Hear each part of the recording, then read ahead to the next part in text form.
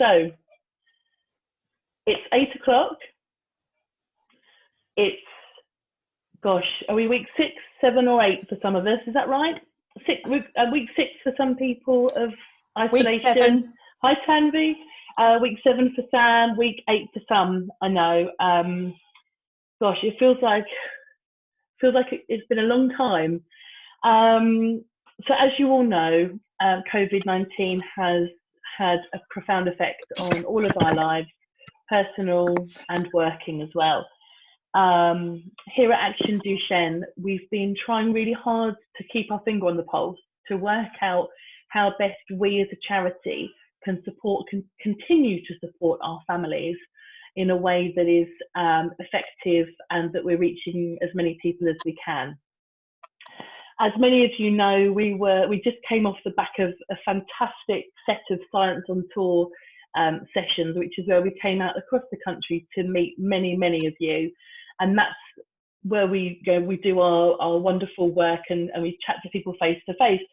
Obviously, with isolation, that's not possible now. So with that in mind, thinking about how we could bring our support to you guys, we developed a series of Duchenne-specific webinars, and that's with the aim to support you and your families. We also have regularly updated the COVID-19 advice pages specifically for Duchenne, which are really helpful. We also are contacting all of our families on a one-to-one basis where we can. We offer a support and a listening ear. I say we, that's mainly Sam been doing that. So if you get a phone call from Sam, it's her checking in to make sure you're okay. But of course, with everything, if you need anything at all from us, we are here, we're supporting you, and we're doing our very best to make sure that your journey through this isolation period is as smooth as it can possibly be. So without further ado, I am absolutely delighted to introduce the wonderful Marion Main. So Marion is a very long-term friend of Action Duchenne. I think last week I said it was decades and decades of information and advice, and it really didn't do her justice because the session we had a fortnight ago was absolutely superb. I literally came away with pages and pages of information, and I'm hoping you're going to find the same tonight. So tonight is how to make stretches fun. Marion is lead physio at Great Ormond Street Hospital for Children, which is a world-renowned neuromuscular centre of excellence. Tonight is Marion's second session of 6, which she has very kindly agreed to do for us over the next couple of months. They're fortnightly. They will be on this same Zoom link. So come back here in a fortnight at 8 o'clock for more fun with Marion. Thank you, Marion, for everything you're doing for our community and have done and will continue to do.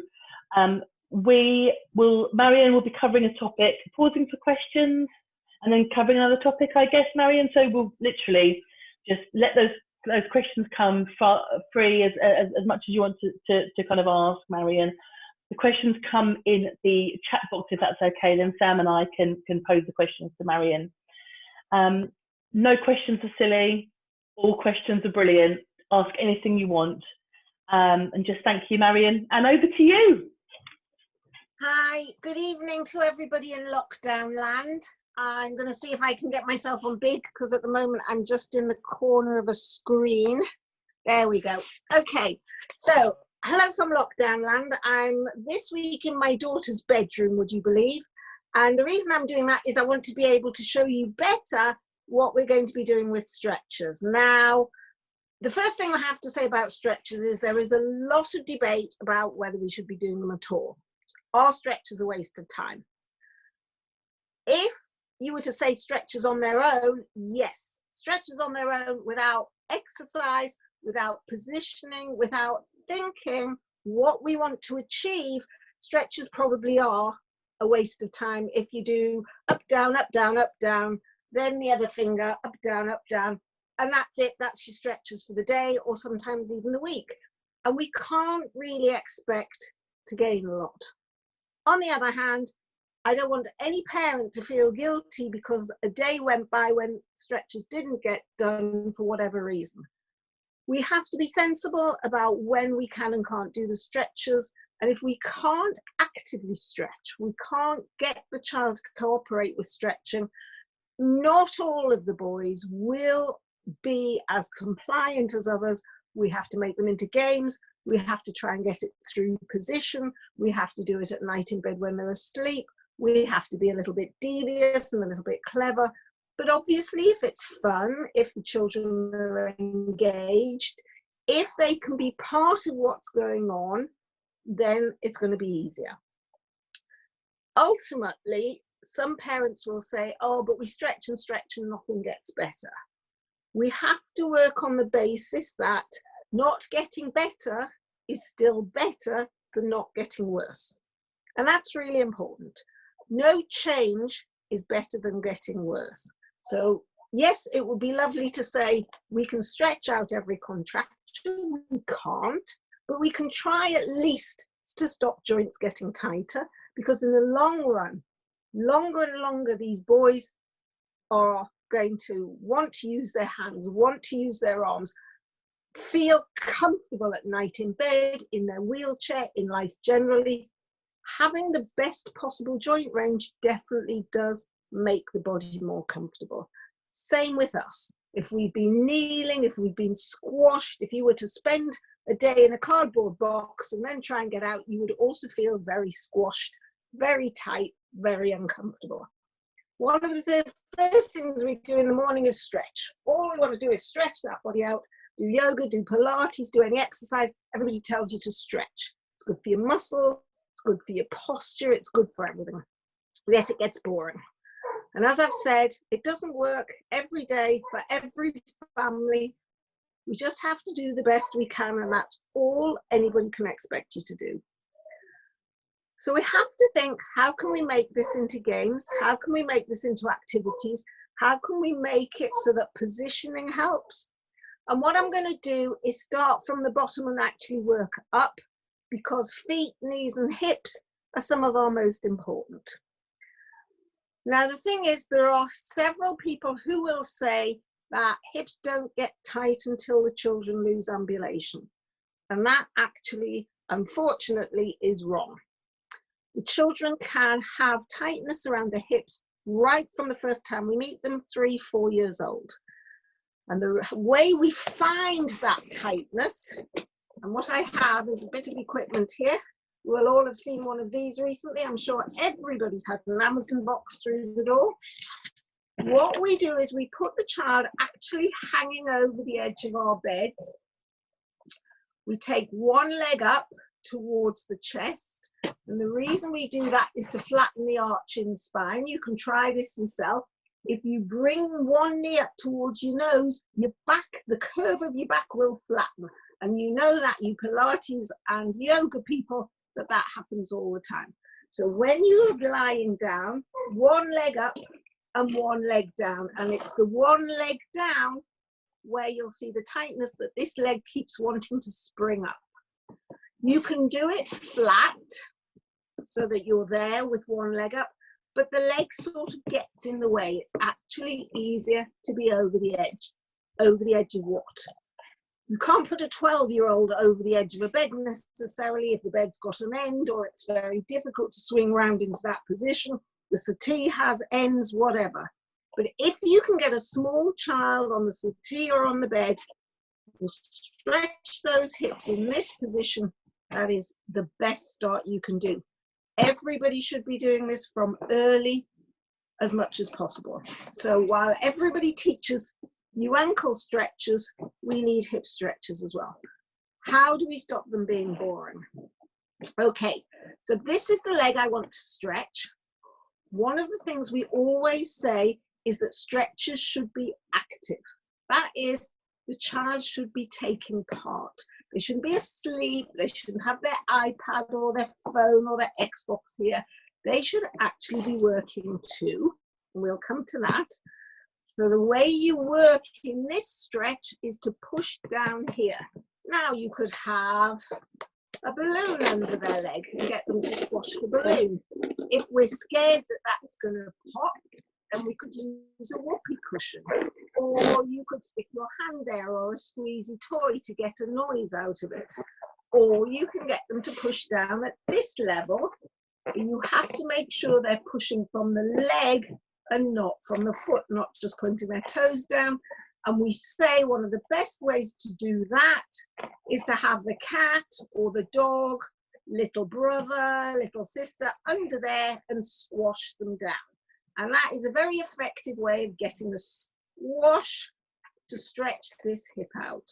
Other leg being up at the same time. And they can be holding on to that leg. So you can get them to pull that leg up while that leg's going down. Hip stretches, make them fun. As I say, you can stick a whoopee cushion in, you can do the usual counting, you can have something on the floor. There are still people who do hip stretches on the tummy. One of the problems with doing them on your tummy is there's not a lot to see down there.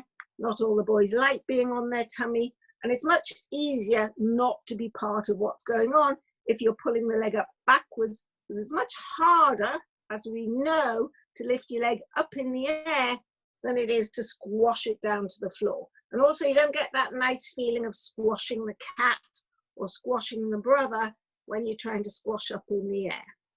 So that is a nice way of starting stretches. So let's go back to this idea of active stretches. The brain is very clever. During lockdown, you will all have seen the most amazing amount of quizzes and fun and strange things going around Facebook and the internet.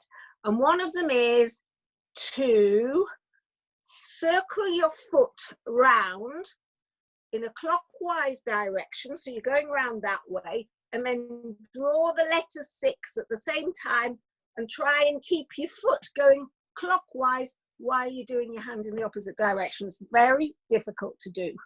And it's the same idea of patting your head and rubbing your tummy and all these things. The brain works in very definite ways, and it's quite hard to teach the brain to change.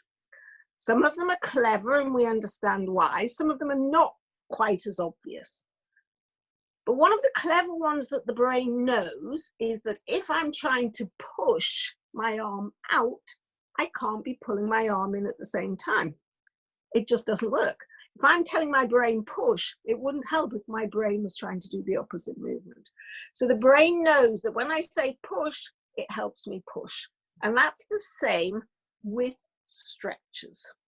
So let's go back to the foot. This is the easiest one to understand. If I am telling my toes to pull up and I am actively trying to do it, then I can't be pushing my toes down. When we are doing feet, this is the muscle, the calf muscle. There's actually two muscles. These calf muscles are the ones that push down hard. Is that why the calf gets very bulky? No. In some boys, the calf gets very bulky because the slim muscle fibers are replaced with fat and string, in effect. And that gets quite bulky. So the bulk does not indicate big, strong muscle.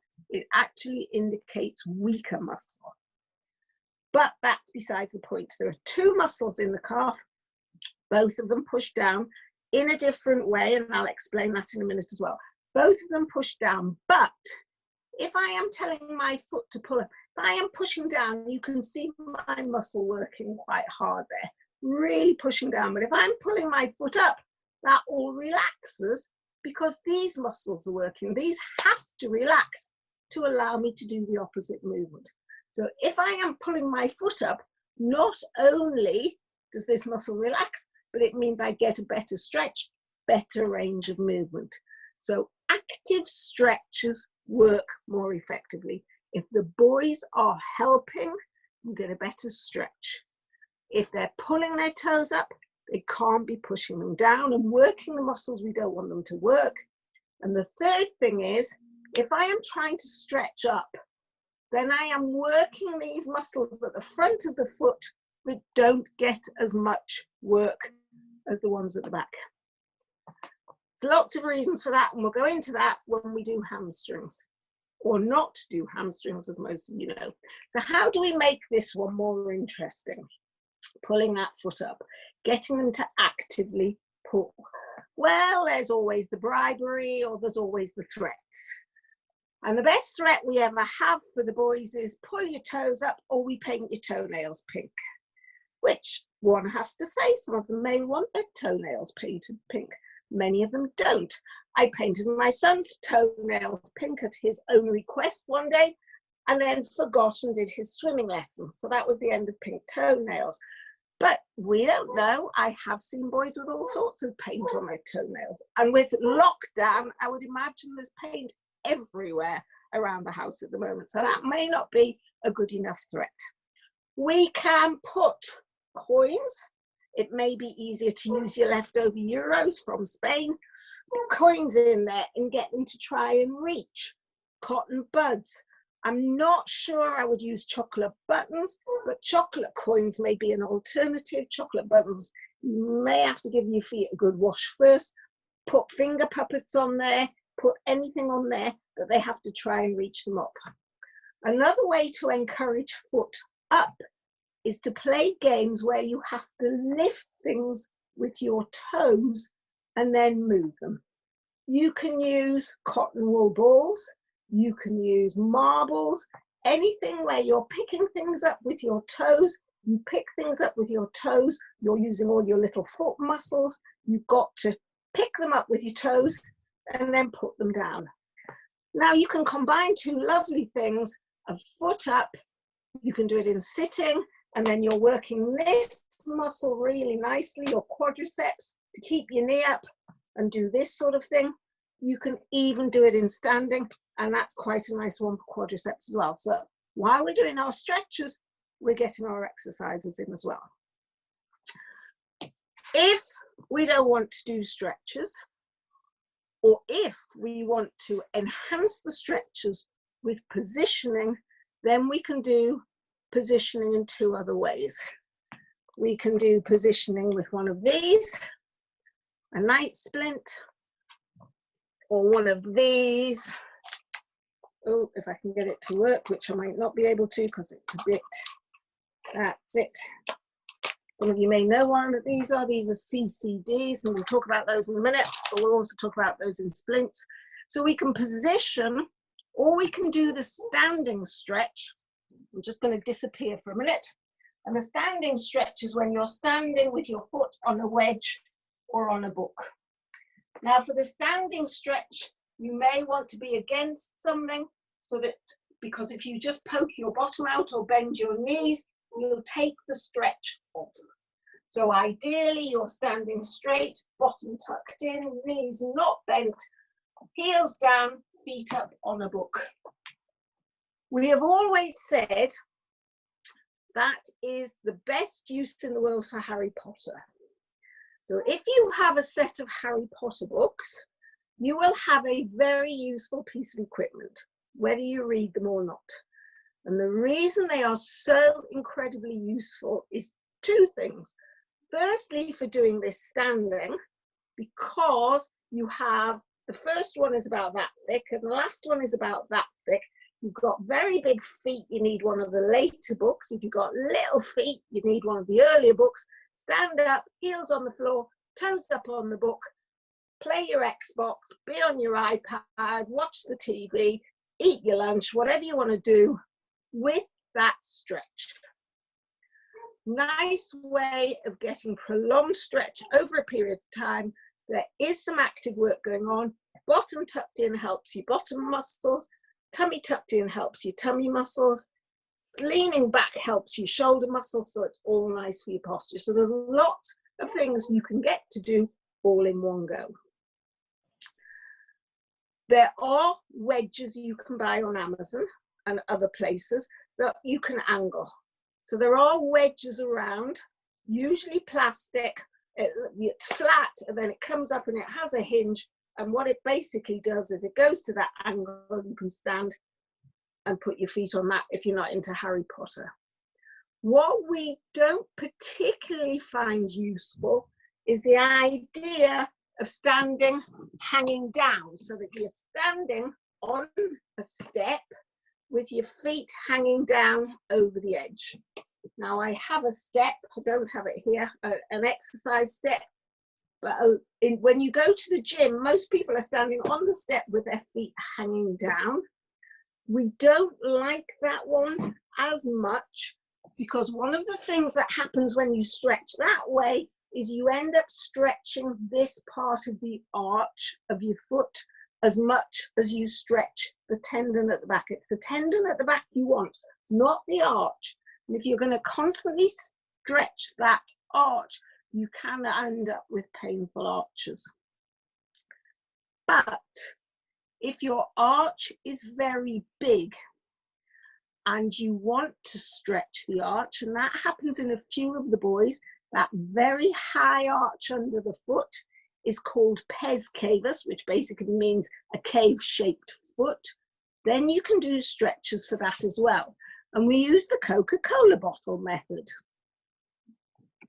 What we get is a plastic bottle, not full. Put it in the fridge, not the freezer. And while you're sitting there, you can be rolling your foot backwards and forwards along the bottle to stretch the foot. Now, that is not only good for stretching the arch of your foot. When it's nice and cool in hot weather, mums and dads, particularly mums, it's great for hot, sweaty feet. But as I say, don't put it in the freezer. It's not nice. Don't fill it full. Ideally, fill it about half full and glue the top on, because we know that little Freddie or whoever is going to want to stand on it as hard as possible to see if we can pop it and just cover the place in water. So it's possibly worth gluing it on, or certainly tying it on tight. But it is a lovely way of stretching, cooling and relaxing the feet. So that's quite a nice one that you may just want to do while you're sitting there again. And I bet you there's a few mums who will be doing that tonight with their sweaty feet, although it is a lot cooler today. Okay, so that's a nice foot stretch. There is something really important about feet, and that is we talk about this tight tendon at the back, the Achilles tendon, and we concentrate a lot on that. Now, when you're a girl and you have a neuromuscular disorder, if you get a tight tendon and your toes are pointing down, the easiest solution, and that's for girls, but it could be for boys as well, is to go to New Look and get the biggest heels you can get. And you're sitting there, usually the girls who are in wheelchairs with their amazing heels on, and nobody would know the difference. And that's easy for girls, but it doesn't quite work the same for boys, who usually want to wear trainers or something a little bit more solid, although some of the girls do too. But it's definitely true that straight down tightness of the ankle here is not the worst thing in the world. I have had children with neuromuscular diseases, not necessarily Duchenne, but Duchenne as well, particularly some of the boys with Becker who have tight ankles, but it's only their ankles that can tight and can walk for several kilometers. It does not stop you walking, just having tight ankles. It is much more important that it is not the only tightness you've got, or what people forget is one of the most important parts of the foot is not the ankle, but the heel. The foot has three separate sections: the hind foot, which is the ankle and the heel, the midfoot where the arch is, and the forefoot where the toes are. And in Duchenne, it's rare, but not unheard of, that you get problems with your toes. Now, you can have toes that cross over, or funny toes, or second one that's a great long clawy thing, but that's usually in the family. You can have toes that look as though you could park a bicycle between them. There's lots of different toes, but usually you have to look at mum or dad or aunts and uncles, and you'll find they've all got funny toes. It's not special to Duchenne. So then we go to the middle of the foot, and we've talked about that arch. If you have a high arch, it is more difficult than if you have a very flat foot. But this heel often causes the biggest problem, not the ankle. The heel is a separate joint from the ankle. Hello, I've been walking outside. I'll use this foot. The heel is a separate joint and it wiggles in and out. A lot of people can wiggle in or out, but often can't wiggle both ways. If you're very bendy, you will go both ways, and when you stand, your feet roll in.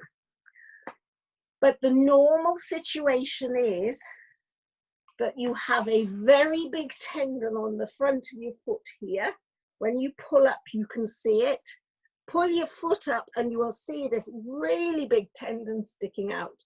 Now, if you are okay and you pull up on that tendon, you will find you also have tendons sticking out around your toes here.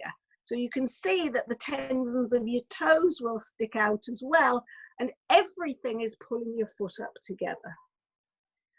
But when you have weakness, this big fat tendon here, which happens to be called tibialis anterior, which is a little problematic with the Americans again, because that's what they call a TA, is a tibant. This is what we call a TA, tendo Achilles.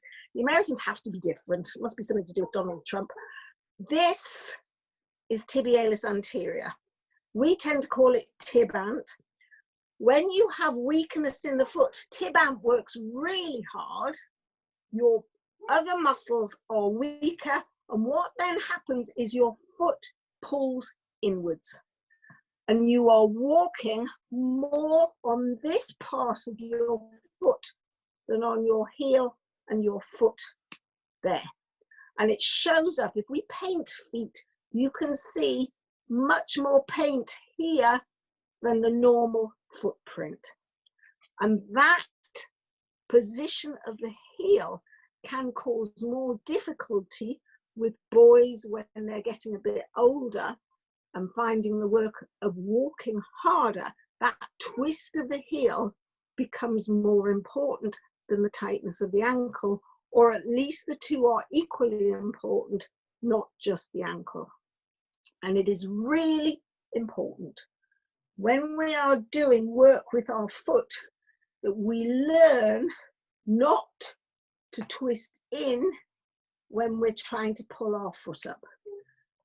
So when we are getting the boys to do their stretches and we're asking them to pull up, if they have a tendency to twist their big toe inwards and turn their foot sideways because the heel is rolling, then we ask them to pull up little toe first. So what we are then doing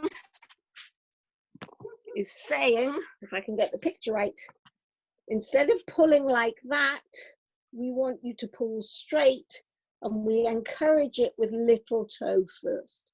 It's not too complicated, but I know the boys can find it hard, so that you don't want that twist, which twists the heel in. You want the foot up straight, and that is important for the foot. So when we're working, if your child is doing, the other place you can stretch the heel is when you're lying on your tummy. You can lie on your tummy and do heel stretches there, in and out and in and out. The other thing you can do for heels is use TheraBand, a piece of band, and you can put it on the foot, because a lot of the boys will say they don't understand that idea of pulling their little toe out, and you can get them to stretch TheraBand outways, and that will give them the idea of twisting the heel out and pulling their foot up little toe first. So we can combine the exercises and the stretches together, and again that might be a more interesting way for some of the boys to do their stretches. Blue's quite hard, by the way. You're probably better off with yellow or red. So we've looked at feet. Toes rarely need to stretch. Arch only if it's large. Don't forget your Coke bottle or whatever bottle you want to use. Ankle and heel. All separate joints, all have to be considered, all can be made fun, all can be made to work. Again, if we are doing that game where we're lifting things up with our toes, then you want the thing that you're putting them into to be on the outside. So you pick up from the floor, move it over, put it down. Lift it up, move it over, put it down. Lots of different obstacle courses you can do. You could have obstacle courses around the house of different textured things. So you may have them going on a cushion, on something else that's squashy, on a tin an enamel dish, something, and make an obstacle course where they have to walk different textures, different heights, get their feet moving actively to help with stretches. You could get them to think about, okay, we'll use Harry Potter tonight, but you go around the house and find something different to use tomorrow night, like an enamel dish. We'll stand with our feet up, and get them to do a sort of treasure hunt to find different pieces of equipment. They could use a weight. They could use anything to make the stretches. Give them a bit of free rein, get them involved, get them thinking of what they could do their stretches on. Last type of stretch. So we've got the sort of passive standing still positioning stretch, like standing on a book. We've got the active pull your feet up stretch, which are one of the most important because you will get a really good stretch, but active movement. And the third stretch is what we call a self stretch. And you've all seen the self stretch and you've all done the self stretch. And that's the standing up one, where you're standing against a wall, one foot in front, one foot behind, and you are stretching the tendon of the back foot. One of the problems with self stretches is a lot of the boys will not really stretch to their maximum. They won't go that far. It's not comfortable. They won't straighten their knee properly. They won't get their heel down properly. So self stretches are great, but every so often you should make sure you are still getting a good range.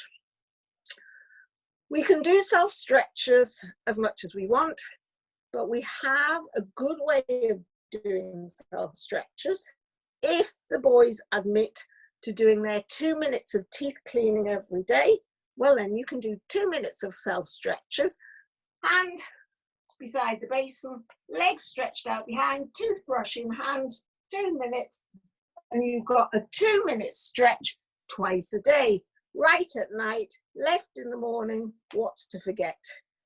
Probably to clean your teeth, but not necessarily to do your stretches. I must admit, there is rarely a boy who admits to not cleaning their teeth.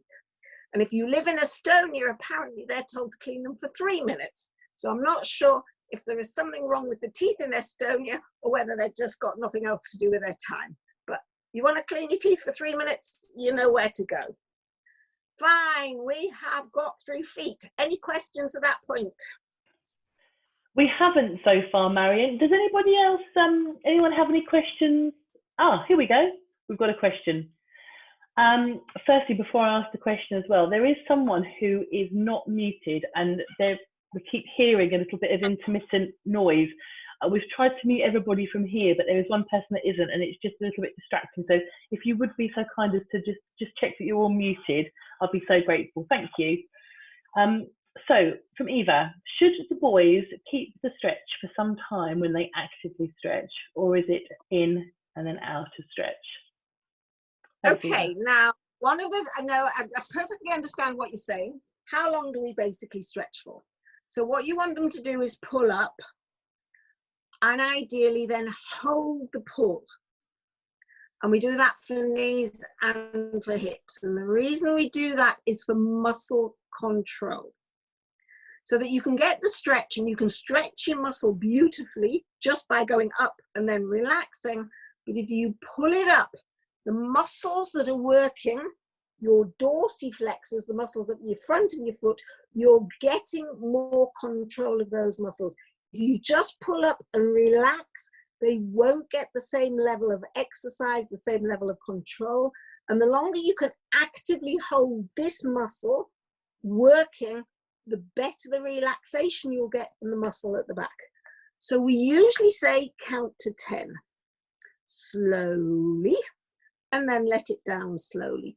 Now counting to 10 by itself might be boring. I don't know how far this webinar reaches, but I do know there is a young man in Brazil who left us last year with the task. He speaks English, French and Portuguese anyway, but that often the Brazilians do.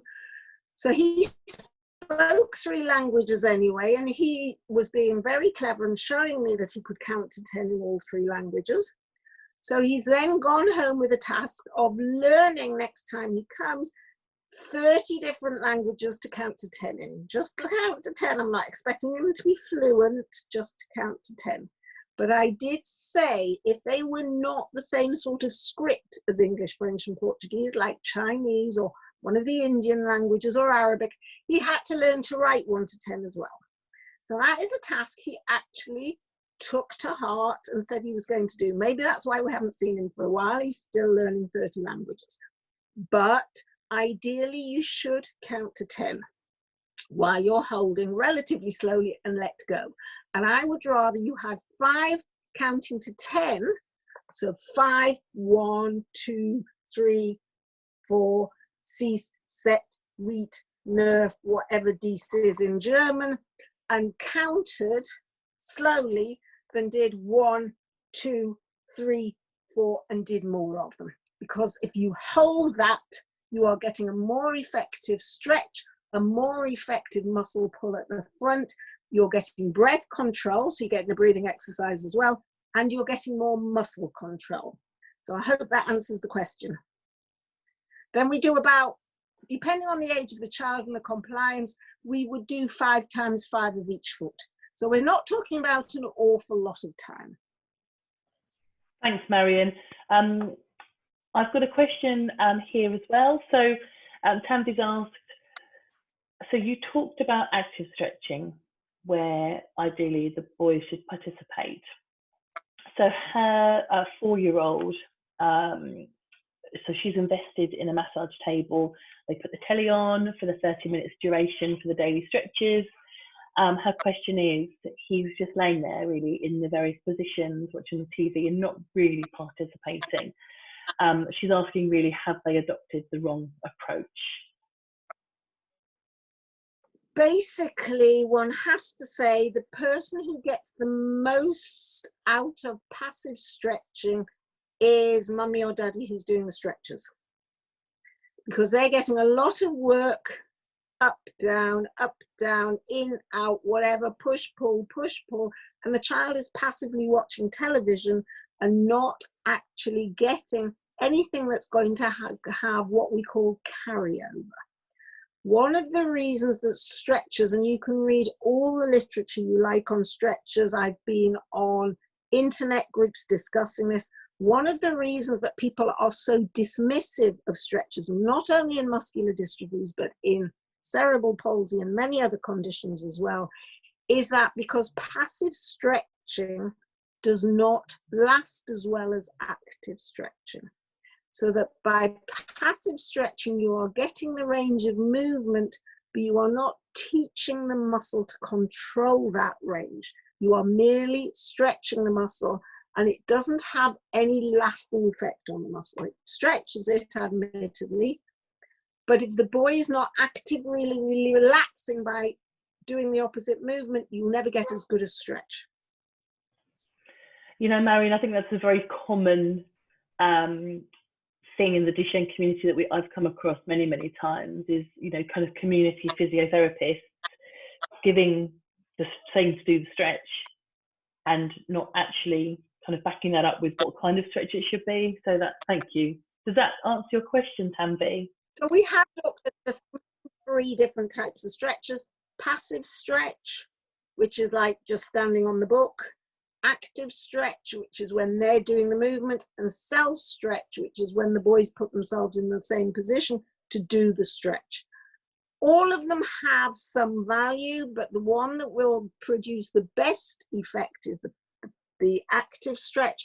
And then if you add night splints and positioning on top, then we're reinforcing that improvement and that maintenance of range. So they all add in together to make the best joint control.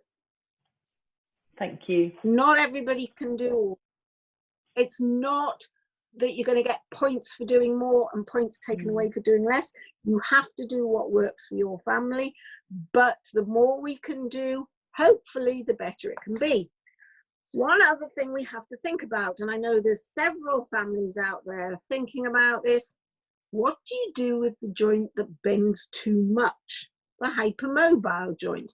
The hind foot, the heel that wibble wobbles in and out everywhere, the foot that goes for miles, the toes that can almost touch the shin. We know that we have several bendies out there. Do we need to do the stretches?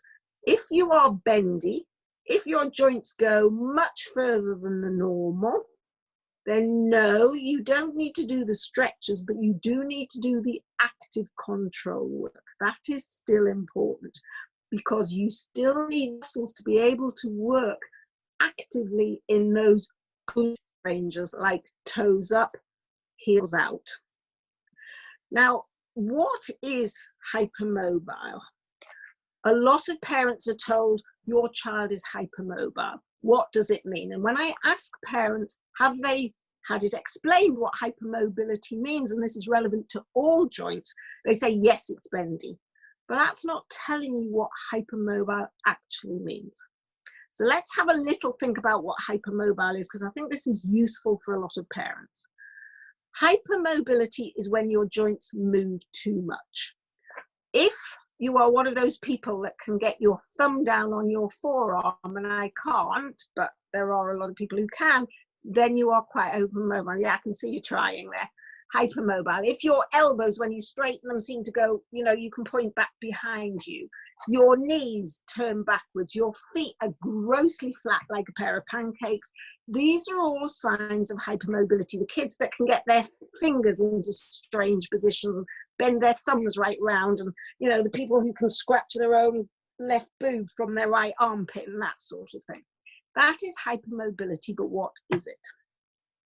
Now, every woman and a few men will know what collagen is. Collagen is that thing they will charge you a fortune for that comes in a bottle that you're supposed to put on your skin to make you look beautiful. Collagen actually is virtually everything in the body. Most tissues will have a level of collagen. Collagen is the building blocks of the body. Bone is the toughest form of collagen, as you can imagine. And the stretchiest form of collagen, as we are always told in the adverts, is our skin. And in between those two things, bone and skin, we have different levels of stretchiness for different tissues. You have to. You can't have stretchy bones, it wouldn't work. You couldn't have bony skin, it would look quite strange. So if we look at what's happening in joints and muscles, muscles have got to have a certain amount of elastic to stretch. So obviously muscles are stretchy. Muscles attached to the bone through tendons. Tendons are less stretchy, otherwise the muscle wouldn't be able to pull on the bone properly. And around the joints, you have ligaments that are not stretchy at all. Now, if you are a meat eater, you will know when you have a joint of a chicken or a lamb or beef, that it's actually really tough to tear through the joint. They are solid. Unless you're a footballer and you've had a really bad ligament injury, you will know that it's pretty difficult to really tear a ligament. And most ligament tears in footballers is when somebody lands on you. That's the sort of force you need to tear a ligament. It's solid, it's fibrous. Okay, so that's the normal. In hypermobility, generally, there are different types of collagen, and the collagen elastin, surprisingly enough, your elastic collagen is the one you have too much of. And you have it in several tissues. Your ligaments, which should be solid rope, are stretchier than they should be. Your tendons, which should be flexible but not too stretchy, are more stretchy than they should be. And even your muscles are more stretchy. And how do you know that? Well, you know that because if you can get your thumb down there, all the muscles around here must stretch further than the norm to reach there. When your feet turn right over, when you can get your elbows together at the back, which some children can, then you know that things are too stretchy. There are two problems with very bendy. It causes fatigue. So these children are not lazy when they say they're tired. And the boys with DMD who are hypermobile or bendy will get that same fatigue other kids get. It also makes you much more prone to injury, because if you jump jump badly, if you land badly, you can still strain your joints just because they're bendy. Bendy does not make good gymnasts necessarily. But what bendy does make are the best swimmers. So if you are very hypermobile, get in the water and you will be like a little fish. They definitely make the best swimmers. So who gets bendy? It may not help the Asian population to know that it's 1 in 4 of the Asian population, which is very high. It's 1 in 10 in the Caucasian population, which is not very high. Almost unheard of in the Afro-Caribbean population. So there is an ethnic difference in the levels of hypermobility you will see. So there is an issue with bendiness, that if a child is bendy, you don't want to be doing lots and lots of stretches. So you may now go and check all your children, and those of you who've got nice bendy children can take a big fat sigh of relief and say, oh, let's cut out half these stretches. Strangely enough, there are many children and adults and those yoga bunnies who can, you know, fold themselves in half, nice long hamstrings, no problem, everything stretches. And yet many of our boys who are hypermobile, who seem to bend everywhere, still have tight hamstrings. Good is all I can say to that, because if they've got some stability somewhere, it's what's going to keep them going. So let's move from hypermobility to knees and hamstrings. Any more questions before I move on? We had a continuation of the question from Tanvi. So just to give a bit of backstory, her son who's 4 does relax his muscles when she tells him to, when she's doing the stretches. But I guess it's about kind of getting him involved with the active stretching. He's only 4, and if the TV goes off, there's huge tantrums, and you know, she said the monthly physio appointments. If you get into a habit of doing things one way, then it's very hard to get out of it. And the way to change that is to make it into games. You have to make it fun. We have always said things that are fun will get done. Things that aren't, you're not going to bother with. For 2 reasons. If it's boring and uninspiring, the kids don't want to do it. And let's get real. The way I see it is, if it's boring and uninspiring, the parents don't want to do it either. There is nothing more soul-destroying than boring, mundane exercises, which is why 99% of people who join a gym never go. Boring is not fun. Let's make it fun. Let's make it interesting. I'd rather you played games, even if it wasn't perfect, than did it once a week because you can't bear it the other 6 days.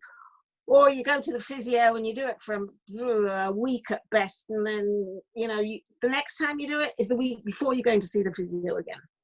And we know that. We know how many parents don't do the stretches, and then we'll have a community physio ringing up saying, oh, Fred's coming to see you next week. I know he is because Mum rang me up to remind her what the stretches were.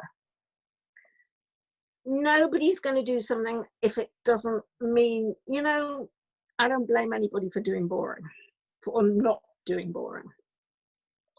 All we've got to do is find ways of making it fun, make it interesting, make it understandable. Why are we doing this? One of the things that a colleague of mine proved many years ago, if you do your stretches to your ankles and wear your night splints, when you are no longer walking, you will end up with a much better long-term foot position that is much less likely to require surgery to correct it. I'm not going to say it's going to make you walk longer. We can't prove that. We know that it is helpful, but there are plenty of boys who spend their lives walking on their toes and manage perfectly well. But we do know that in the long term, it can, for some boys, make walking harder, not for all of them. It can alter the foot posture, particularly if that heel twists in. make it much harder to walk because you get a lot of ankle strain and a lot of weight bearing on the outside border of the foot, which leads to blisters or calluses. So we know that there are things that make walking harder. And we know, as I say, because Caroline showed this many years ago, that night sprints and stretches together, done regularly, will make a much better foot posture when you're older. I'm not saying you have to do everything. You don't have to listen to everything. We are putting it out there. You take what you want from it. Let's move on to knees. Bent knees. Now, actually, knee contractures are exceptionally rare in an ambulant child. And the reason that that is true is because the hamstrings are doing a lot of the work. Okay, where are your hamstrings? We've talked about this before, but if you haven't heard this, your hamstrings attach to the bone in your bum. You actually have bones in your bum. You can poke and find them. You may not be able to find them. I'm sure there's plenty of people who might have some difficulty finding them, but you do have two bones in your bum. It's the bottom of your pelvis, and that is where your hamstrings attach at the top end. At the bottom end, your hamstrings attach here. It's a bit dark to see. Here, below the knee. So they go from your bum over your knee joint. Let me show a bit of knee here. That's a knee joint. So they go here. That's your hamstrings. They attach below your knee. It is one of the most important muscles these kids have got. Why? The reason it is so important is because the weakest muscle is the butt muscle. Gluteus maximus, I think we talked about this last time. It's the one women have got big ones because it's the one that picks everything up off the floor, the one that gets you up the stairs, running up and down after everybody. That's why women have big butts. Hamstring takes over the butt muscle job. If it gets short, that is important. It's supposed to be short. Please, please do not stretch hamstrings. Now, what are hamstring stretches? They're straight leg raisers. They're the kids who are told to lie with their leg up the wall or up a doorpost. They're the ones where you're trying to do stretches to get you there. Now, that's great for your back, great for the lower back, great for the shoulders, but not necessarily for the hamstrings. We do not do hamstring stretches. Most effective muscles are stronger when they're short. We need shorter hamstrings to be stronger hamstrings to work more effectively at stabilizing the pelvis. We don't actively stretch hamstrings. What we do is we encourage a good sitting position, a good hamstring sitting position. So we're sitting with our legs as flat as we can, not rolled out into what the Americans call ring sitting, what we call frog, not cross-legged. Don't like cross-legged, not a good position. Twist the feet, tightens the ITBs. We're coming to ITBs soon. Don't like cross-legged particularly, don't like ring. We like bent or straight, up off the floor if it needs to be, on a box, on a wedge, on a roll if you can manage on a roll. Not the most comfortable thing in the world, but on a roll. If you really are struggling with your knees falling out and everything bending, then get up off the floor, even if it's only a little box, to help bring your knees back together. The other thing to bring your knees back together is the good old lap tray. Stick it down there, stop the legs rolling out. It's quite a nice, effective way to keep a nice hamstring and leg position. And that's enough hamstring stretch. If you're a little bit bent, fine, doesn't matter. Don't let them roll out. Nice. If I've got long hamstrings, they're naff. As I say, longer hamstrings are weaker. Don't think they're great. They're not. If that is a problem, then you need back against the wall, back against the settee, back on the floor against the settee, whatever. Nice position. You can use one of those angled lap trays so that you've got iPad, phone, Xbox controller here instead of down there all the time. Horrible position. Get one of those angled lap trays that changes angles. It's triangular, has 3 different angles. Nice way to be sitting, lovely posture, shoulders back, and play everything you want there. Great positioning. And if you are using CCDs, that's the best posture you can be in to wear them. If you've been given CCDs, you've been told to sit in them for 2 hours, please don't. Never ever sit in the same position for 2 hours. One of the worst things you can do. Now I've got my lock stuck. It's a bit vicious because I know if I let go, it's going to suddenly spring at me and chew my fingers. So I'm going to be very careful. Whoa! God, it's gone. Okay, so they are quite, whew, nearly lost a finger there. But there are many children who are now using these. You can see that it has quite a lot of spring, so it's great arm exercise. God, you can really work those shoulders you doing this. So if you've got nothing else to do with your CCDs, get your shoulder exercises worked. Children have often been told to sit in them. Please, please, please don't sit for 2 hours. Not a good idea to be sitting still in one position. Even if you get up for half an hour, run around and come back and put them on again. What we have found with the boys who have them is actually the most effective way of using them is to walk around in them. And that's when you will get most stretch, is not sitting still in them. They have slippy bottoms. Find a non-slip sole like you might stick on the bottom of a shoe, or get your orthotist who makes your night splints or somebody to put some non-slip rubber on the bottom and walk around in them if you're going to use CCDs. No hamstring stretches. You take away nothing else. No hamstring stretches. Knee stretches. Okay, again, we need active knee stretches. When you are trying to get the boys to straighten their knee, it's very hard when the leg is flat to understand what you're trying to achieve. It's that tiny, tiny bit of heel up. So you are better off with knee stretches to have them over a roll. That's quite big. Again, you can use a balloon. You may be a little concerned you're going to pop it, but that's, some of the boys are fairly brave. A lot of the balloons are fairly safe these days, or you can get those very strong balloons, the ones that are more like balls. You can get, again, a mate like this and put him underneath, so that when you are doing knee stretches, it is always better to have something, a rolled up towel is enough, under the knee. So that is really important, that there is a rolled up towel under the knee. And when you are doing these stretches, never ever push over the kneecap. You should never ever have pressure from splints, from CAFOs, from stretchers, from anything directly over the kneecap. It is really a very uncomfortable way to work, and it is not good for the kneecap or the structures around it.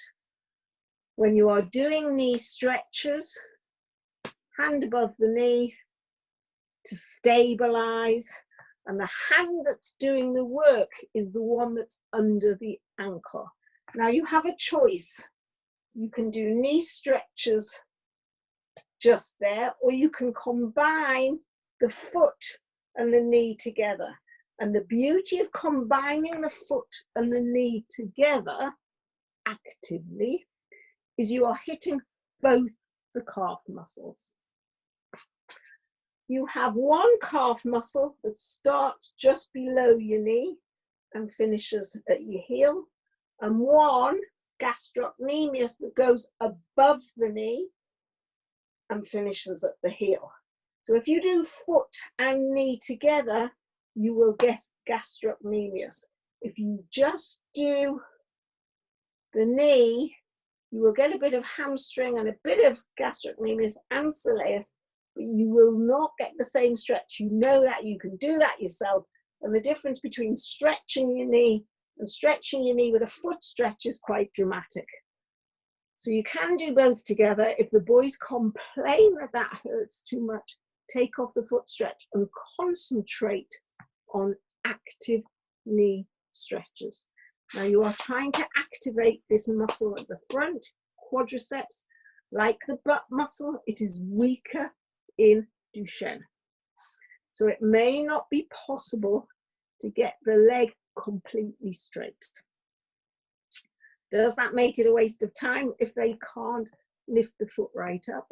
No, it's the effort. We have talked about this before. It's the effort. You can get a static contraction. It's like we said last time, it's like trying to push your bus. You may get nowhere, but you will have still done a lot of work. Same idea. Even by making the effort, even if there is no movement, it's still working that muscle, and it may take a little while, but you may then see some improvement over time.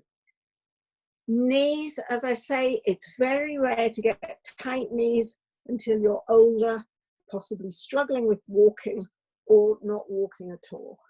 But knees are quite important. Although it doesn't make a difference if you're sitting in a chair very regularly, it's always going to have a knock-on effect on the hips and ITBs, because if your knees are bent, they need to go somewhere. And very often the place they need to go is outwards, which shortens your ITBs. Some of you may have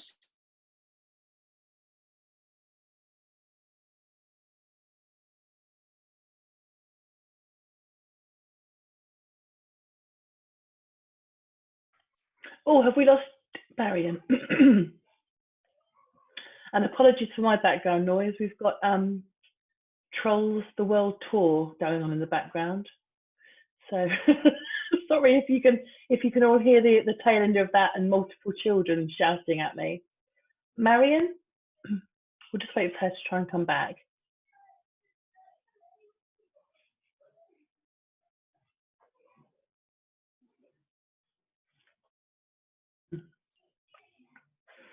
If anyone's got any questions they want to pop in, please do in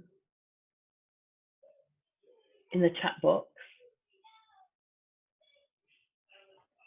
We'll see if Marion's coming back. Sorry guys, the power of technology. It's wonderful when it works. I was concerned then that the children had nicked my bandwidth, which has been happening all day. I don't know if any people that are home working have the same, and their children steal their bandwidth.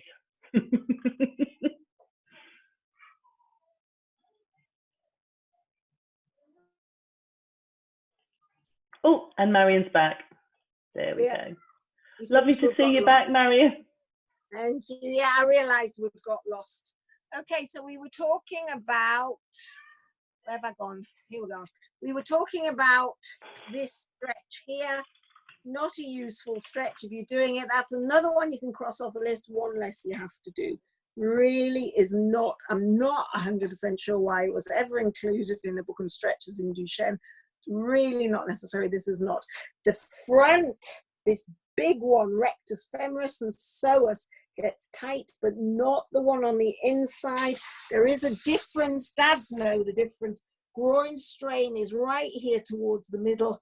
The one that gets tight is this great big one here, right at the front. This is the one we need to stretch, not this one in here. That brings us to the iliotibial band, the ITB. The ITB is not muscle. The ITB, again, is a big fibrous band.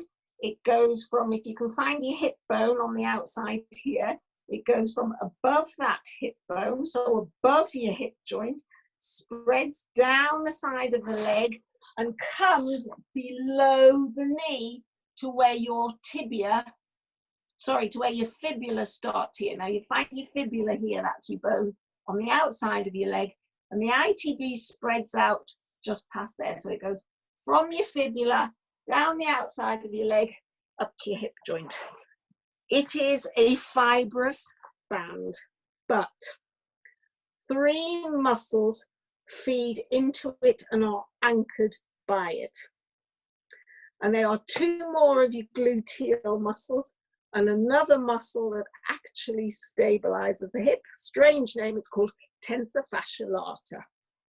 Don't get hung up on names, TFL, but there's 3 muscles that fit into your iliotibial band.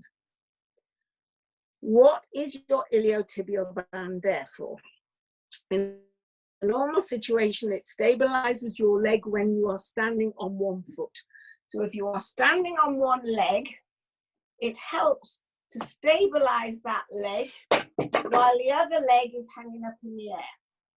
When I am standing on one leg, so I am currently lifting my right leg, a lot of work is happening here to stop my pelvis falling down.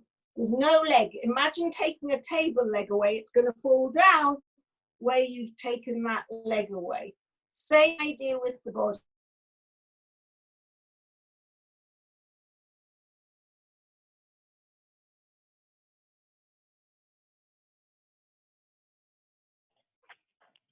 Oh dear. I'm so sorry, guys. Are you all okay to hang on? When There we those, are. Thanks, Marion. when those 3 muscles get weak, your ITB gets tighter, and this is the effect. It turns in. Now, we've all seen the boys with their legs turned in. Why do they do it?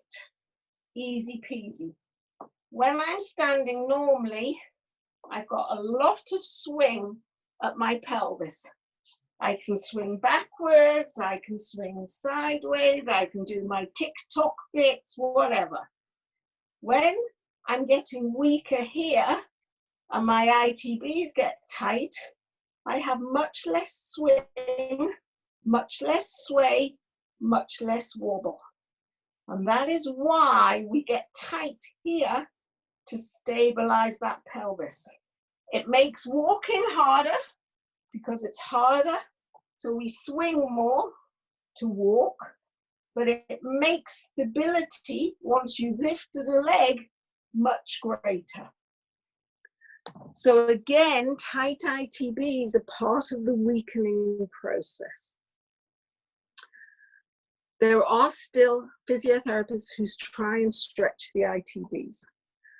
They often do the hip stretches lying on their tummy, pull the leg up across and give it a stretch. Very often when you are stretching the ITB, you will only get a stretch at the top end. There is only one really good way to effectively stretch an ITB. It's very difficult. It's very interesting. The girl that taught it to me was an American physio, and her comment was, you need a kitchen table. Well, I'll be honest and say my kitchen is tiny. I don't have a kitchen table. And what you have to do is you have to get the child right to the edge of the table. So you should be here, I'm just showing you. You get the top leg, you bring it up, you turn it in, you bring it behind the bottom leg and down over the side of the table, keeping the knees straight. Try it. It's not easy. They won't like it, you won't like it. It's actually much easier for me doing it on a dog, firstly because it's not fighting, and secondly it's easier to push than pull, but obviously you can't because there's a table in the way, so I would normally be on this side. But what tends to happen is the child just bends away from the stretch. So half of your work is just keeping the child still. It's actually really difficult to do with one person. You almost need one here holding them and one doing that. It's not a stretch the child can actively be involved in because there is no muscle for them to work to stretch the ITB. The ITB is fibrous. I have stopped stretching ITBs because it's fibrous. I don't think they're very effective the way most people do them. I think it's very, very hard to do it correctly. I never felt I was doing it correctly. I never felt when I was doing it on colleagues that they could feel stretch all the way down. It's very rare to feel anything but stretch just up at the hip level. And again, like hamstring, you need that stability. So what are we stretching for? One of the biggest problems we have with ITBs, when they're tight, they pull your legs out into that frog position. It's not a case of flopping there, it's a case of being pulled there, which is totally different. And in the long term, that can cause a lot of problems in mostly non-ambulant boys. So what do we want to do? We're back to the lap tray. We're back to bringing those legs together. We're back to good positioning. Do not lie in or sit in your CCDs with your legs out here. When you're in bed at night, try and avoid that with pillows or something. For the older boys who have tight ITBs, whose legs are hanging out there or getting discomfort, one of the problems with tight ITBs in the older boys, when you lie on your side, your tight ITB is trying to pull your top leg upwards because you're tight here. Gravity is trying to pull your leg downwards, and you can get painful legs lying on your side. And very often parents are saying they put pillows in between the legs when the boys lie on their side to support the leg. And that's a problem of tight ITBs. No sitting like a frog, please. Wheelchairs are really important. We don't want legs apart. We don't want pommels pushing them apart. We want abduction blocks, keeping those knees in beautiful alignment with the hips and feet. Hips in line with the knees, in line with the middle of the ankles is how we should be sitting in chairs, in wheelchairs. If we're flopping here, we need something to bring them back. And flopping here also twists your feet in. Sometimes all you need to stop your feet twisting in is pulling your knees back into place. So another really important thing on positioning, hanging out like this is not only painful in the long term for your hips, bad for your knees, awful for your sleeping position, but twists your feet. So we've just about finished the legs. Any more questions? Not at the moment. Please carry on. We need to move to trunks.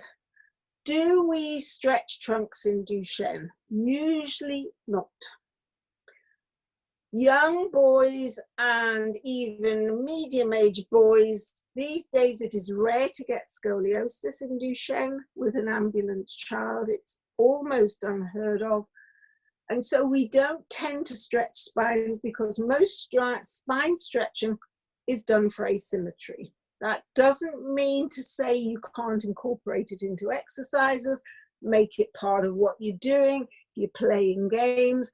Twister's a lovely game for lots of stretches, as long as you don't have a very big brother who's going to sit on you every time you collapse. But certainly there are things you can do.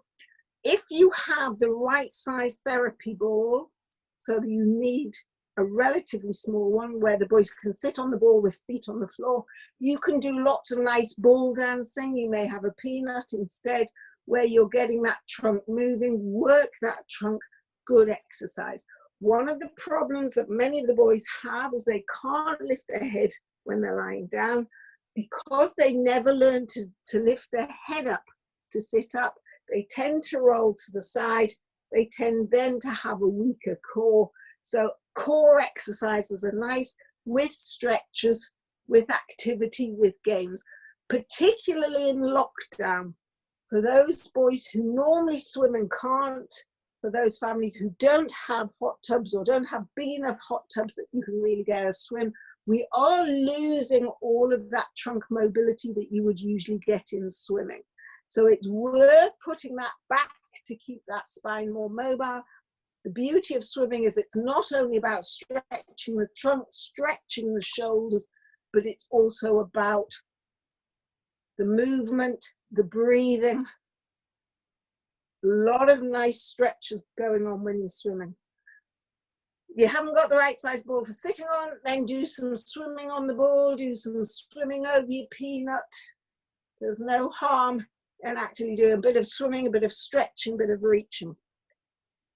Working on stretching the shoulders, shoulder blades, getting those arms forward, playing games where you're doing that to stretch the trunk as well.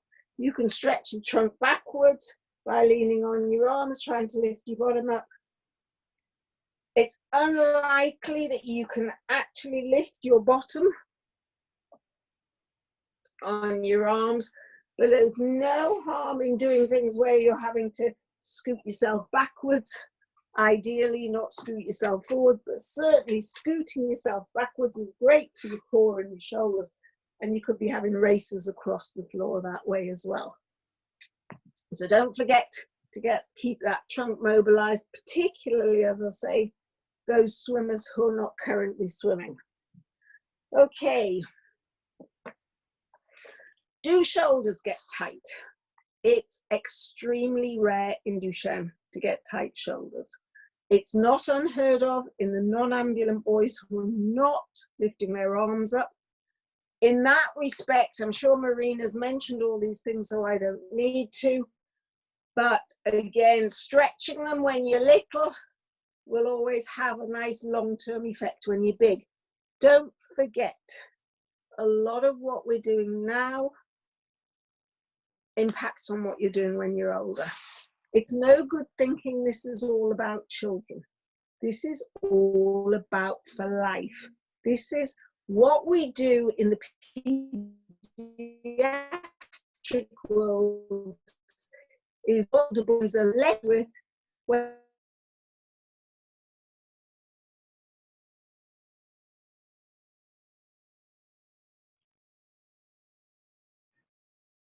Come back, Marion.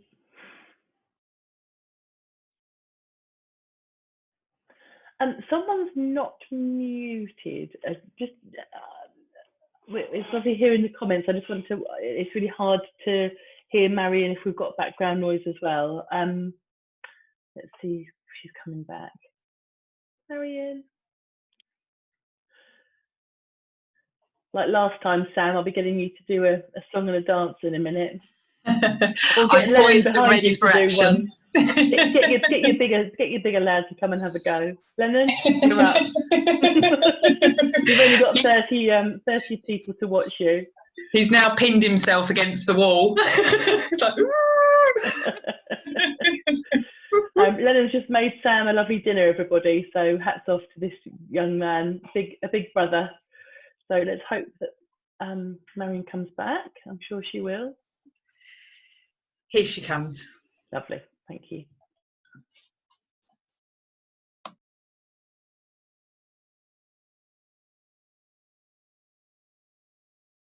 Back. Okay, so a bit of me's back. We're going up to shoulders. Any questions? No questions yet, but please do pop them in the chat box, guys, if you have any, even if they're unrelated to what we're doing at that particular moment. So we've got to shoulders, and people forget about shoulders. One of the problems that we have with shoulders is if you're not crawling and if you're not exercising, you don't think about what your shoulders are up to until they get weak. But shoulders are quite important for getting yourself up off the floor, getting yourself up off a chair, turning yourself over in bed. So it's really important to keep those shoulders mobile. Don't forget them. Lots of work. Because your shoulders are not just your shoulder joint, your shoulders are your shoulder blades.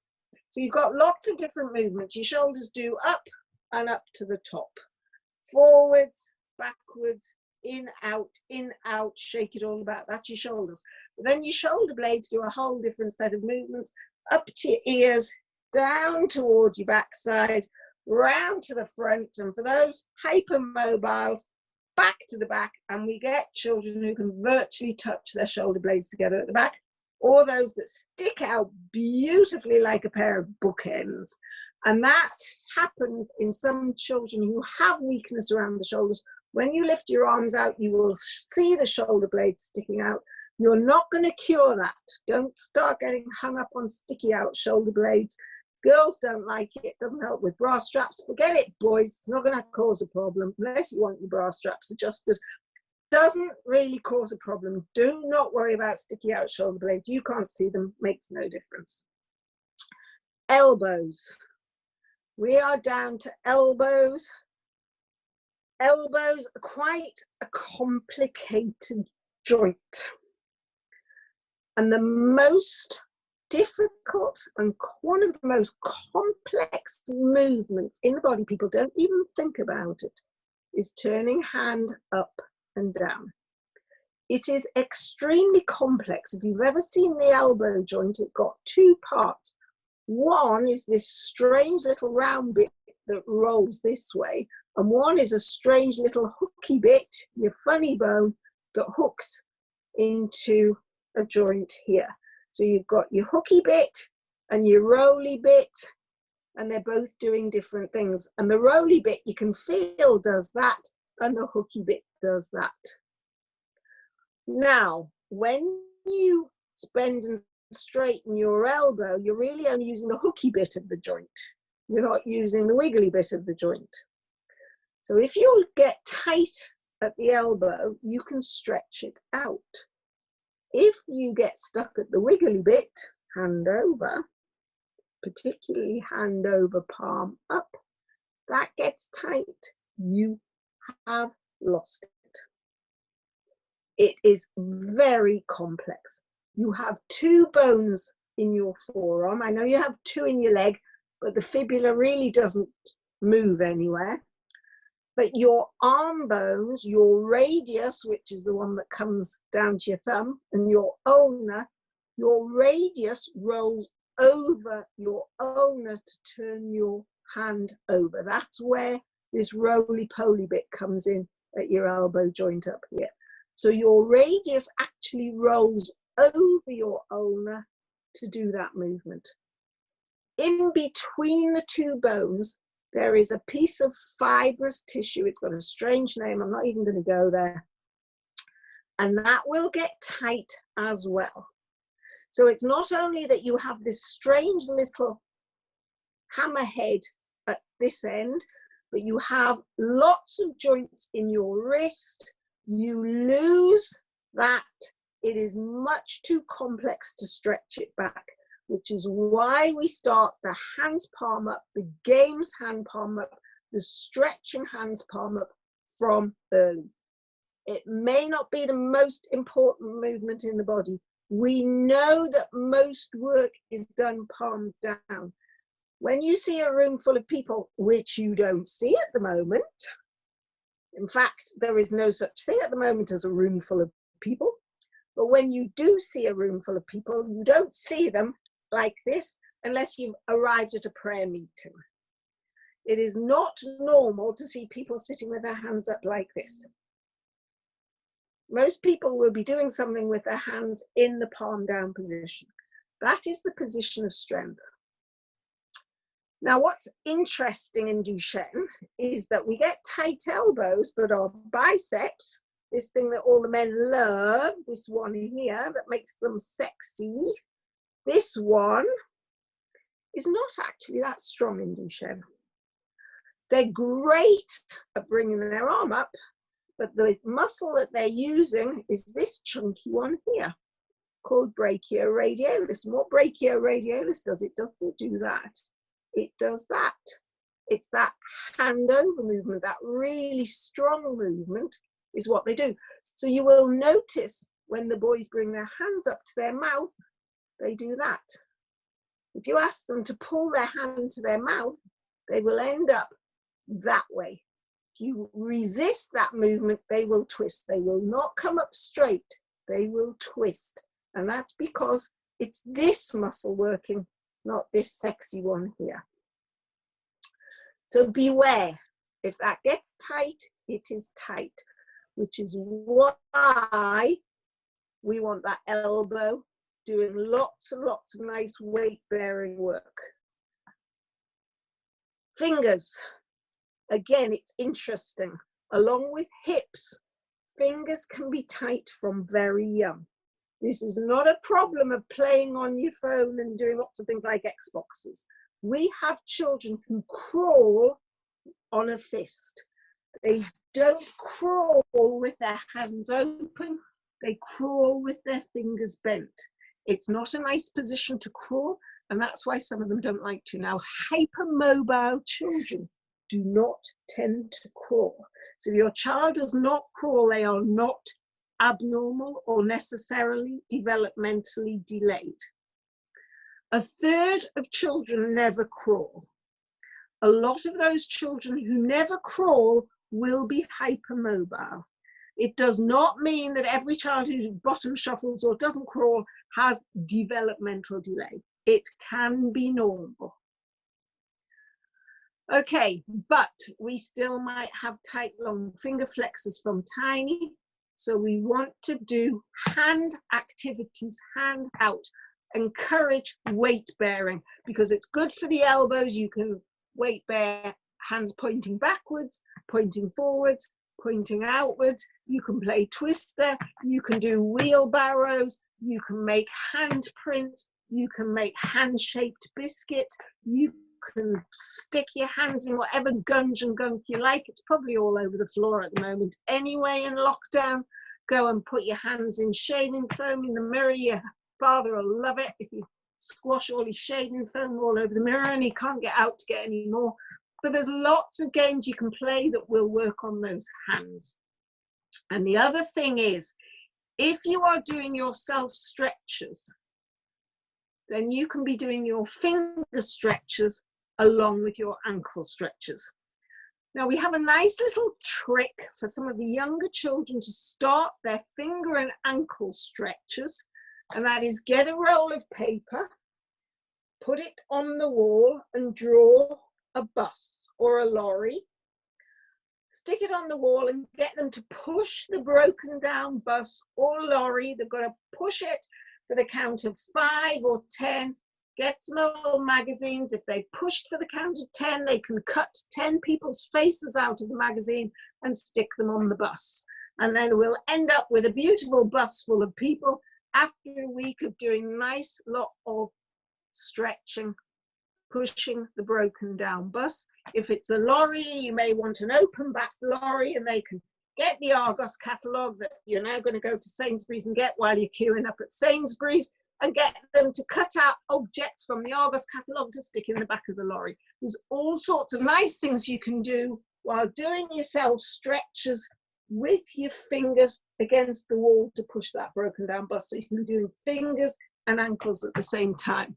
Encourage those hands down. Encourage them to squash things, things that make a noise, buttons, bells, whatever, that they can be pushing. Nice open hands. Nice weight bearing through the arms and shoulders, all help to stretch the upper limbs. So we have got to everywhere just about, not quite finished. Any questions? We've got some fantastic questions actually. Okay. I'll start at the top in no particular order. So we have a question from a physio who is the physio for an 18-year-old young man living with Duchenne. He's had a fractured left humerus during lockdown. She's been unable to see him in the last few weeks. He's had no advice as to what exercises to do from the ortho team. Any specific exercises other than AROM he should be doing? He's been told to do strengthening by his consultant. Strengthening, which is very typical of an orthopedic surgeon who doesn't really understand Duchenne. Okay, you're not going to get a lot of strengthening. There is a danger with arm fractures in older boys that people do not appreciate. When you break an arm, as with a leg, I don't know if he's been in a sling or something to hold it for usually 3 weeks is for a total fracture rather than just a partial fracture. You tend to lean away from the side of the fracture. And it can have a very negative effect on the spine, the posture, the neck, and the weight-bearing hip. And that is our biggest problem with arm fractures that people do not see. So this physio needs to make sure that this young man has not swung over to the opposite side and is now sitting badly, as well as having a weak arm. active range of movement would be very useful from the orthopedic surgeon, but did the young man have active range of movement before the fracture? And at 18, it may be he did not. Now that I don't know, but it's perfectly possible that at 18, he didn't have an awful lot of movement to start with. The best way to get any movement back in that arm is back in the elastic sling. Take the weight of the arm. Now, if the physio cannot get to the boy, she may still be able to get some TheraBand to him if he doesn't have it. Mum, dad, whoever, carer can take the weight of the arm, and you can do lots of swinging stuff like we were talking about last time. The other thing is the sliding stuff within the range of pain, to have a slippery or slidey surface that he can be sliding cans of beer, because he's 18 now, bottles of whiskey, you know, those films where you see them sliding the whiskey down the whole length of the bar. He can be doing practice at that sort of thing. He may not have a bar at home, but anything that will take the weight of the arm for starters. Now, the other thing we have to think about is whether he has got any contractures now of the armpit, whether he has got contractures or worse contractures of the elbow if he's had to hold his arm in the bent position for a sling, whether he's now got more tightness of the forearm. But if he has got to get active range of movement and get back the active movement he's lost, the best place to start is with some TheraBand, taking the weight of the arm and let him get going like that. Perfect. Thank you, Marion. I think that's hopefully answered the question, Shelley. So next question. Can you please recommend the right dimensions or brand of a peanut therapy ball for my 4-year-old? 45 centimeters height times 90 centimeters width. Sounds about right? Question mark. Let me just see. Have I got a tape measure? I do normally have a tape measure somewhere, but I don't think I have. 45, 10, 20, 30, 40. 45 width. Is that's probably height. So 45 height and 45, 90 width. 90. That sounds very reasonable if that's the highest, yes, for a 4-year-old, because remember that the bit in the middle is going to be lower. So that 45 is going to be the very highest, so he can go over the middle, he can go over the top. 45 by 90 sounds pretty much like what we've got at work, yes. Brilliant, thank you. So a message here from a community physio. Please could you confirm some must not do's? She's very concerned about causing damage through eccentric loading. It'd be great to hear a list of must do's and must not do's for ambulant children she's working with who currently have no loss of range, but she's keen to maintain length and strength and good foot posture. Thank you. Stretches, there is no issue of eccentric loading. That's only for in active exercise that's associated with stretches, you will not get eccentric loading because you're not working the muscle into length, and that's where eccentric comes. You're shortening the muscle, you're not lengthening the muscle. So you are lengthening the one that is relaxing, but you are shortening the one that is actively working. So there's no eccentric load. You are not going to damage muscle when you are actively working with stretches. You are shortening muscle. It's when you work lengthening muscle. So that the classic example would be doing biceps and then loading triceps to extend. That is eccentric. Working into the lengthened muscle. That's what we try and avoid. Concentric, eccentric. Eccentric is when you're lengthening muscle against resistance. The problem is there is no proof that eccentric muscle work damages muscle. The work that was done on mice, but we know from exercise physiology that eccentric muscle work is harder work. And the reason that we don't load it is because harder work that is then loaded is more likely to damage muscle than the easier or more useful concentric work, again, but not loaded. So yes, we believe eccentric muscle work loaded, either through weight bearing or through using weights, would be negative. But we have to balance sensible, functional work with eccentric exercise. Now, there are people who will say that walking downstairs is eccentric exercise and should be avoided. That is not useful advice. I would never say to a parent, your child should not be walking downstairs, either come on their bottom or carry them. No way. We have to balance sensible with useful. It is sensible that a child walks down the stairs in the morning, comes down from the toilet, or goes up to get something out of their bedroom and walks down again. What we are not saying is go up and down stairs as an exercise. So that is the issue. Exercise that is not loaded, eccentrically, yes. There are closed and open chain exercise. Again, this is very often to do with weight bearing and non-weight bearing. The biggest positive for us in a neuromuscular service when advocating exercise is symmetrical. That is your number one. You're doing the same on both sides. You are cycling, you are swimming, you are horse riding, you are boxing, you are doing martial arts, because it's the same on both sides. That is where we want to go. Love boxing. Maybe not all parents want their kids to box. Great exercise. Not all kids want to do martial arts. Not all kids or parents like horses. And we have plenty of boys who don't like to swim. But that is where we're coming from. Symmetrical.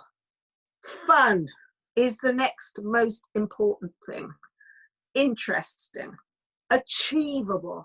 Very, very important that we do not give these boys exercises they cannot achieve, because there is nothing more frustrating than failure. When you are constantly finding life difficult, you do not want to fail at the exercises you have been given. So again, we're back to fun and play. It's got to be achievable. It's got to be sensible. And we've got to try and avoid those muscle groups that are already strong. So we're not actually exercising hamstring. It gets plenty of exercise by itself. We are not exercising the hip flexors. They are already doing tons of work. We are not doing ballet, thankfully. Pointy feet down, no trampolines, might be symmetrical, lots of pointy down, lots of eccentric work, lots of damage to knees. So the only symmetrical exercise we don't like is trampoline. It has been shown to cause rhabdomyolysis. So that otherwise, those are the things we like. Hands up, thumbs back, feet up, knees straight, symmetrical, fun, achievable. Brilliant. Thanks, Marion. And I'm just going to put in my life hack, if that's okay. I did one last week about warm water into swimming pools, and someone actually did it and said it was brilliant. So my life hack this week, again, my Lex did it with Samson, and it was, there's a craze going on called Green Sally, which is a Moby song, and it's to do with push-ups that you do. Green Sally up, Green Sally down. Well, forget the push-ups. We do like palms up exercise. So Green Sally up, Green Sally down, and do that for the 3.5 minutes. And then the next day you might do what you've just said, those exercises, and I'll rewind this and play it back and hear what you've just said. Samson loved it. Everyone was joining in. So everyone get on Spotify and get Moby, if that's cool. Would that be a good thing to do, Marion, do you think? Sounds perfect. But the other thing is there is what we call wall push-ups. Okay. Press-ups on the floor. We do wall press-ups. So in that stretch position, you can do nose down, nose up. Okay. So you could have some chocolate buttons glued to the wall.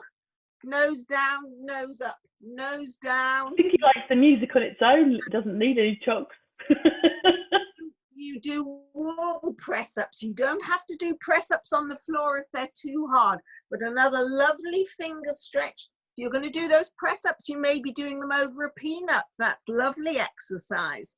You could do it over a roll or on a therapy ball. Therapy balls are usually too big for that, but you can certainly do it over a peanut, would be another way. And the nice thing about the peanut is it supports your trunk while you're doing your arm exercise.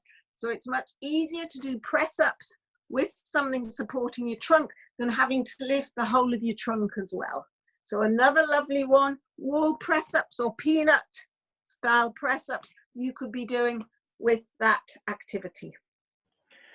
So coming into another life hack, we've got a recommendation for cosmic yoga, which I can also recommend. Would you, Marion, say that this form of exercise, kind of the cosmic yoga and kind of dancing and things like that, is better than passive stretching?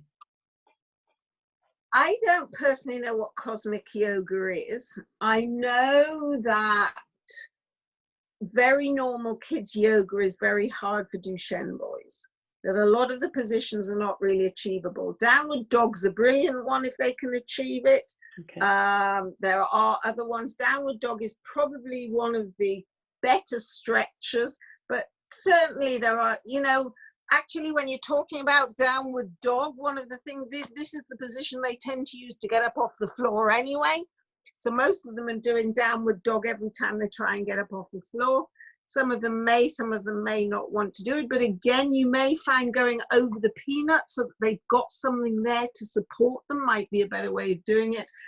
I certainly don't know what cosmic yoga is, but anything that incorporates all those positive movements and some stretches has to be good stuff.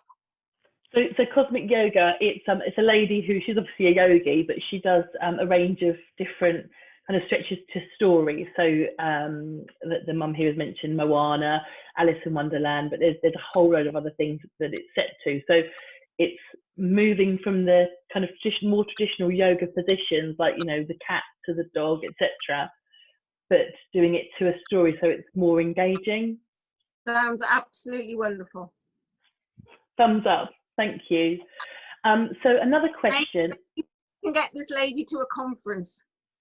Oh my goodness, I'd love to get her there. She's amazing. Sam, put it on your list.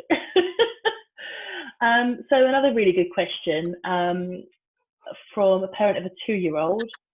So what essential stretches, Marion, would you say are most important to focus on as kind of beginner parents on this journey, really? 2 years old, hands palm up, nice long fingers and hips. And if they're still in nappies, do that hip stretch with nappy change. Brilliant, thank you. So I think that's the end of the questions. Okay, one last set of stretches, not to be forgotten in some of the older boys. Necks. What you will tend to find is that the older boys start tending to go over to one side to balance. What happens is they get asymmetrical, they prefer one side, they'll use one leg more, they'll sit more to one side, and their head will go to counterbalance. So you will start getting them tipping their head to one side, and you don't want that in the long term, because if that happens from relatively young, some of the boys who are struggling younger, when you get to 19, 20, getting on for adult, you don't want to be leaning always to one side in your wheelchair. We can get sore heads, we can get stiff necks, we can get problems with turning to see round everywhere. So don't forget that neck, please. It's really important that we get round to the side, ears to shoulders, backwards and forwards, that we get those shoulder blades down, because we can end up very hunched, particularly with all this thumb exercise that goes on. We can get a lot of bad posture. We need shoulders back, which is why sitting position is so important, why having your back well supported, and why making sure everything isn't down here or on your knee. Those phones, those iPods, those Xbox controllers need to be up here. supported to make life easier, but to make posture more symmetrical. If you find a child leaning to one side or head to one side, don't spend hours telling them to put it straight, because if they're there to one side, that is their straight. They think they are straight because that's where they balance. If you want them to be what you call straight, it needs to be done in a mirror where they can see what you want them to achieve. But there is no point in doing it and expecting it to be perfect, because if their head has gone one way, it's because they're keeping their head in line with their body. So doing the head by itself will not necessarily change their posture. But what is important is they don't start getting tight here, that shoulder doesn't start coming up, and we don't start getting neck and posture problems, particularly neck aches.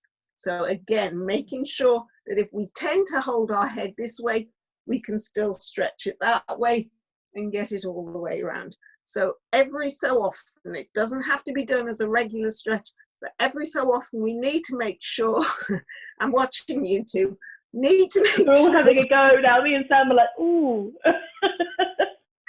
sure that that neck goes in all directions. Those shoulder blades can come right down almost towards your bum. So that's the last Brilliant. stretch. Absolutely brilliant. Thank you. All done? I think we're done, Marion. Thank you everybody for joining us. Just a couple of quick points before we wrap up. Marion, thank you so much. It means an incredible amount to all of us for you to come on and to do this. And then obviously we share this and it goes live and everyone watches it. We learn something every time that you come on, so thank you. And one day I'm going to understand what the eccentric stretches are. That really confuses me. Give me a test at the end of the 6 sessions. You all work very hard, you parents and carers and people within the Duchenne community. We've got relax and chill sessions that we're running every fortnight for the next 4 fortnights. So join us. It was lovely this week, wasn't it, Sam? Gorgeous. It was wonderful. Session. Absolutely wonderful. So please join us, sign up on our events page. We've also got Marion obviously continuing her theme of within physiotherapy. The next one is exercise in, is it floor? On the floor and in chairs, that's it. Yes, a fortnight from today. For the young non-ambulant or the young struggling young man who doesn't want to do things in standing. Okay. And then obviously we have the following fortnight, which is splints, what to do if it goes wrong. And then the following fortnight, we've got looking after mum and dad and carers. And the fortnight after that, we've got the summary session. We're also bringing you, I'm in the process of organising a mental health and emotional wellbeing session. It could be over 2 sessions because there's so much to cover. So please join us for that. It's going to be brilliant. And just thank you all. You know, we're here for you all, and just get in touch with us if you want to chat. Sam and I, you know, we're just here waiting. We're waiting to talk to you all. I say that, we're actually working really hard, but we'd love to talk to you as well. And Marion, thank you so much for joining us. Everyone's saying thank you. Look out for your feedback forms tomorrow, guys, because the more feedback I can get, the more we can get this out to people further afield. So thank you. Thank you. Night. Good night, everyone. Thank you so much. Thank you.